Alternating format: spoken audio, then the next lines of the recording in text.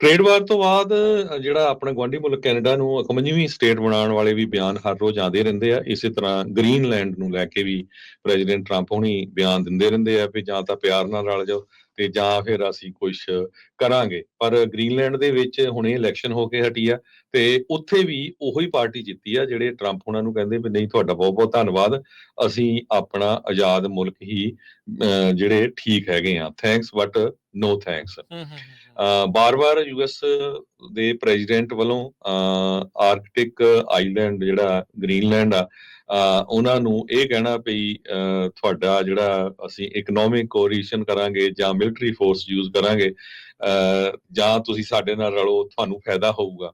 ਉਸ ਸੰਬੰਧ ਦੇ ਵਿੱਚ ਉੱਥੇ ਹੁਣੇ ਵੋਟਾਂ ਪੈ ਕੇ ਹਟੀਆਂ ਤੇ ਆਪੋਜੀਸ਼ਨ ਦੀ ਸੈਂਟਰ ਰਾਈਟ ਡੈਮੋਕ੍ਰੇਟ ਪਾਰਟੀ ਆ ਉਹਨਾਂ ਨੇ ਸਭ ਤੋਂ ਜ਼ਿਆਦਾ ਜਿਹੜੀਆਂ ਵੋਟਸ ਆ ਉਹ ਰਿਸੀਵ ਕੀਤੀਆਂ ਹੈਗੀਆਂ ਤੇ ਲੈਫਟ ਵਿੰਗ ਯੂਨਿਟ ਤੇ ਸੈਂਟਰ ਲੈਫਟਿਸਟ ਸਿਊਮਟ ਇਹ ਥਰਡ ਤੇ ਫੋਰਥ ਪਲੇਸ ਦੇ ਉੱਤੇ ਆਏ ਹੈਗੇ ਆ। Pro business Jain Friedrich Nielsen ਉਹਨਾਂ ਨੇ ਇਹ ਕਿਹਾ ਸੀ ਵੀ ਜਿਹੜਾ ਪ੍ਰੈਜ਼ੀਡੈਂਟ ਟਰੰਪ ਹੋਣਾ ਦਾ ਜੋ ਰਿਊਟਰਿਕ ਹੈਗਾ ਆ ਤੇ ਉਹ ਇੱਕ ਤਰ੍ਹਾਂ ਨਾਲ ਸਾਡੀ ਜਿਹੜੀ ਆ ਆਜ਼ਾਦ ਮੁਲਕ ਦੇ ਲਈ ਥ੍ਰੈਟ ਹੈਗਾ ਆ। ਸੋ ਉਹਨਾਂ ਦੀ ਪਾਰਟੀ ਹੁਣ ਉੱਥੇ ਜਿੱਤ ਗਈ ਹੈਗੀ ਆ ਤੇ ਹੁਣ ਦੇਖਦੇ ਆ ਵੀ ਪ੍ਰੈਜ਼ੀਡੈਂਟ ਟਰੰਪ ਹੁਣੀ ਸੇਮ ਬਿਆਨ ਦਿੰਦੇ ਆ ਜਾਂ ਉੱਥੇ ਦਾ ਲੀਡਰ ਜਿਹੜਾ ਆ ਉਹ ਕੀ ਬਿਆਨ ਦਿੰਦਾ ਹੈਗਾ।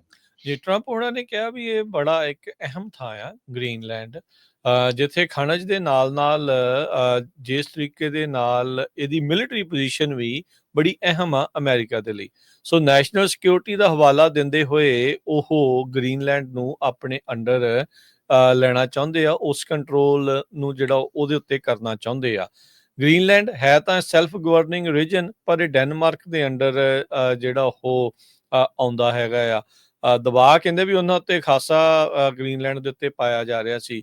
ਉਹਨਾਂ ਨੇ ਤਾਂ ਟਰੰਪ ਉਹਨਾਂ ਨੇ ਇੱਥੋਂ ਤੱਕ ਵੀ ਕਿਹਾ ਵੀ ਤੁਸੀਂ ਰੈਫਰੈਂਡਮ ਕਰਾ ਕੇ ਦੇਖ ਲਓ, ਵੀ ਪੁੱਛ ਲਓ ਵੀ ਤੁਸੀਂ ਅਮਰੀਕਾ ਦੇ ਨਾਲ ਰਹਿਣਾ ਚਾਹੁੰਦੇ ਆ ਜਾਂ ਨਹੀਂ। ਸੋ ਪਰ ਉੱਥੇ ਦੀ ਕਹਿੰਦੇ ਵੀ ਇਤਿਹਾਸਿਕ ਜਿਹੜੀ ਆਪੋਜੀਸ਼ਨ ਪਾਰਟੀ ਦੀ ਜਿੱਤ ਆ ਉਹ ਵੀ ਇੱਕ ਨਵੀਂ ਜਿਹੜੀ ਪੋਲੀਟਿਕਸ ਆ ਉੱਥੇ ਲੈ ਕੇ ਆ ਸਕਦੀ ਹੈਗੀ ਆ। 56,000 ਲੋਕ ਰਹਿੰਦੇ ਨੇ ਗ੍ਰੀਨਲੈਂਡ ਦੇ ਵਿੱਚ ਤੇ ਕਹਿੰਦੇ ਵੀ 2009 ਤੋਂ ਉਹ ਵੀ ਡੈਨਮਾਰਕ ਤੋਂ ਵੀ ਬਾਹਰ ਜਿਹੜਾ ਉਹ ਹੋਣਾ ਚਾਹੁੰਦੇ ਆ, ਆਪਣੇ ਆਪ ਨੂੰ ਆਪਣੇ ਤੌਰ ਦੇ ਤੇ ਇੱਕ ਆਜ਼ਾਦ ਮੁਲਕ ਬਣਨਾ ਜਿਹੜਾ ਉਹ ਚਾਹੁੰਦੇ। 31 ਲਾ ਮੇਕਰਸ ਇਲੈਕਟ ਜਿਹੜੇ ਆ ਉਹ ਕਿਤੇ ਗਏ ਨੇ ਤੇ ਕਹਿੰਦੇ ਵੀ ਇੰਡੀਪੈਂਡੈਂਸ ਵੀ ਉਹ ਡਿਕਲੇਅਰ ਕਰ ਸਕਦੇ ਹੈਗੇ ਆ। ਸੋ ਚਾਰਾਂ ਚੋਂ ਜਿਹੜੀਆਂ 5 ਮੇਨ ਪਾਰਟੀਆਂ ਆ ਉਹ ਟਰੰਪ ਹੋਣਾ ਦੇ ਨਾਲ ਜਿਹੜੀਆਂ ਆ ਉਹ ਡਿਸਐਗਰੀ ਜਿਹੜੀਆਂ ਉਹ ਕਰਦੀਆਂ ਹੈਗੀਆਂ ਆ।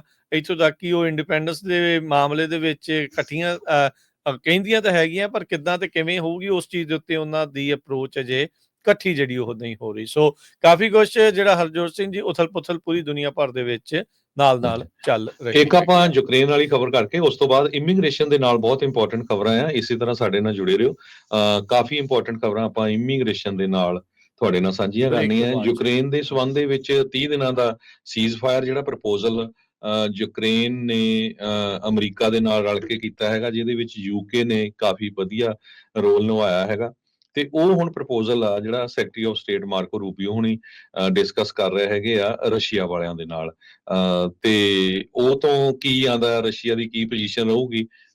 ਪਰ ਇੰਨਾ ਜ਼ਰੂਰ ਹੋਇਆ ਇਸ ਪ੍ਰਪੋਜ਼ਲ ਤੋਂ ਬਾਅਦ ਅਮਰੀਕਾ ਵਾਲਿਆਂ ਨੇ ਇਹ ਕਿਹਾ ਵੀ ਅਸੀਂ ਉਸੇ ਤਰ੍ਹਾਂ ਡਿਫੈਂਸ ਦੀ ਸਪੋਰਟ ਕਰਦੇ ਰਹਾਂਗੇ ਜ਼ੈਲੈਂਸਕੀ ਨੂੰ ਤੇ ਜਿਹੜੀ ਇੰਟੈਲੀਜੈਂਸ ਆ ਉਹ ਵੀ ਆਪਾਂ ਉਸੇ ਤਰ੍ਹਾਂ ਸ਼ੇਅਰ ਕਰਦੇ ਰਹਾਂਗੇ 30 ਦਿਨਾਂ ਤੱਕ। ਤੇ ਉਸ ਤੋਂ ਬਾਅਦ ਜਾਂ ਇਹ 30 ਦਿਨਾਂ ਦੇ ਦੌਰਾਨ ਅੱਗੇ ਕੀ ਹੁੰਦਾ ਹੈਗਾ ਆ ਉਹ ਹੁਣ ਰਸ਼ੀਆ ਦੇ ਉੱਤੇ ਡਿਪੈਂਡ ਕਰਦਾ ਹੈ। ਜੀ ਬਿਲਕੁਲ, ਰਸ਼ੀਆ ਉਹ ਮੰਨ ਜਾਊਗਾ ਕਿ ਨਹੀਂ ਉਹ ਸਭ ਤੋਂ ਔਖਾ ਕੰਮ ਆ। ਯੂਕਰੇਨ ਤੇ ਅਮਰੀਕਾ ਦਾ ਸਮਝੌਤਾ 7 ਘੰਟਿਆਂ 'ਚ ਹੋ ਗਿਆ। ਜਿਹੜੀ ਕੱਲ 30 ਦਿਨਾਂ ਦੇ ਯੁੱਧਬੰਦੀ ਦੀ ਗੱਲ ਸਾਹਮਣੇ ਆਈ ਸੀ ਤੇ ਹੁਣ ਰਸ਼ੀਆ ਇਹਨੂੰ ਮੰਨ ਜਾਊਗਾ, ਦਿਨ ਲਾਊਗਾ, ਮਹੀਨੇ ਲਾਊਗਾ, ਮੰਨੂਗਾ ਜਾਂ ਨਹੀਂ ਮੰਨੂਗਾ, ਇਹ ਅਜੇ ਉਹਨਾਂ ਦੇ ਉੱਤੇ ਡਿਪੈਂਡ ਆ। ਸੋ ਵੇਟ ਕਰਦੇ ਆ ਕੀ ਇਸ ਦੇ ਵਿੱਚ ਬਣਦਾ ਆ। ਪਰ ਯੂਕਰੇਨ US ਦੇ ਦੁਆਰਾ ਜਿਹੜਾ ਇਹ ਜੰਗਬੰਦੀ ਦੀ ਅਪਰੋਚ ਲਿਆਂਦੀ ਗਈ ਹੈ ਘੱਟੋ ਘੱਟ 30 ਦਿਨ ਦੇ ਲਈ ਉਹ ਮੰਨ ਚੁੱਕਾ ਆ, ਪਰ ਰਸ਼ੀਆ ਦਾ ਅਜੇ ਮੰਨਣਾ ਬਾਕੀ ਆ। ਸੋ ਇੱਕ ਬ੍ਰੇਕ ਤੋਂ ਬਾਅਦ ਦੇ ਵਿੱਚ ਇਮੀਗ੍ਰੇਸ਼ਨ ਦੇ ਨਾਲ ਹੋਰ ਵੀ ਜਿਹੜੀਆਂ ਅਹਿਮ ਖਬਰਾਂ ਦੇ ਉੱਤੇ ਮਾਰਾਂਗੇ ਝਾਤ। ਜੁੜੇ ਰਹੋ ਏਦਾਂ ਹੀ ਪੰਜਾਬੀ ਰੇਡੀਓ USA ਨਾਲ ਪ੍ਰੋਗਰਾਮ ਅਪਡੇਟ ਅਮਰੀਕਾ ਦੇ ਵਿੱਚ।